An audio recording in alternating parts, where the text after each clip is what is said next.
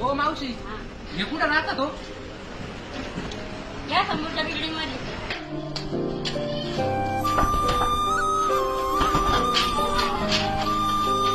दादा, काय तू इथं कस काय? इथंच राहते मी. आणि तुझ्या इथं काय झालंय ग? कुठे ठेवलेत पैसे? अहो माझ्याकडे नाही पैसे. 2 महिने झाले घर भाडं भरलं नाही आपण. आणि तुम्हाला पहिला पैसे कुठून देऊ मी? मला वाटलं तू एवढ्या श्रीमंताची बळून पैसे बिशे आणशील. म्हणजे तुमचं पैशावर प्रेम होतं, माझ्यावर नव्हतं का? हा, पैशासाठी लग्न केलं तुझ्यासोबत.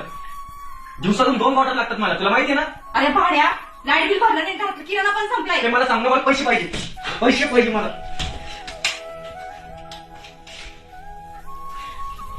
ताई, अय ताई, काय झालंय सांग ना. काय नाही झालं रे. बरं ठीक आहे, ऐक ना, काय बोल ना. पप्पांना सांगू नको मी इथं राहते म्हणून. आता इच्छा जरी झाली ना तर पप्पांना सांगू नाही शकत. का बरं? आम्ही घरी नसताना त्यांनी आत्महत्या केली. काय?